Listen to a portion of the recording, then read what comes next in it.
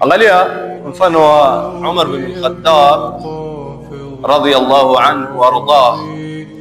Umar bin al-Khattab alikuwa mtu straightforward, alikuwa mkweli, alikuwa mtu ambaye kwamba ni muwazi, mtu ambaye kwamba yuakuwekea nyeusi na nyeupe, yani utaona waziwazi.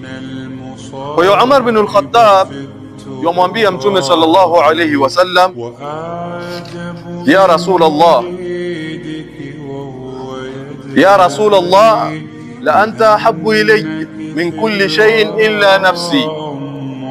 Ewe mjumbe wa Allah, hakika yako wewe ni kipenzi zaidi kwangu mimi kuliko kila kitu isipokuwa nafsi yangu. Umar bin al-Khattab yomwambia Mtume sallallahu alayhi wasallam ule ukweli wa mambo wa hali yake ndani ya nafsi yake, attitude yake kwa Mtume sallallahu alayhi wasallam na sehemu ya Mtume sallallahu alayhi wasallam kwake yeye. Hakuna ambaye kwamba nampenda zaidi kuliko wewe. Kama kuna kitu nakipenda zaidi kuliko wewe, basi labda nafsi yangu. Na maumbile ya mwanadamu hutanguliza nafsi yake. Huu ndio ukweli wa mambo. Ila katika Uislamu huwa mambo hayaendi kwa hisia za kibinadamu, yaenda kulingana na Allah subhanahu wa ta'ala anapotaka.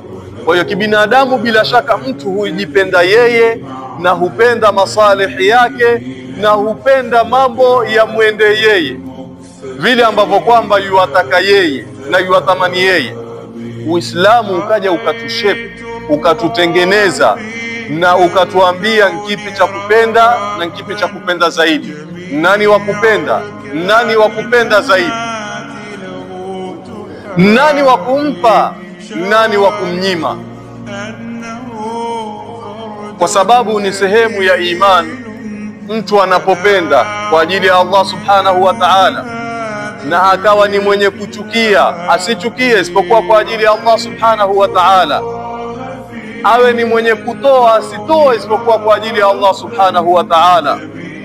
Awe ni mwenye kunyima na asinyime isipokuwa kwa ajili ya Allah subhanahu wa ta'ala. Kwa hiyo Uislamu ukaja ukatutengenezea vile ambavyo kwamba sisi tutatakaniwa kuwa. Kwa hiyo Umar bin al-Khattab yomwambia Mtume sallallahu alayhi wasallam hali yake ya kikawaida ya kibinadamu, pamoja na kuwa yeye ni Muislamu. Amwambia Mtume sallallahu alayhi wasallam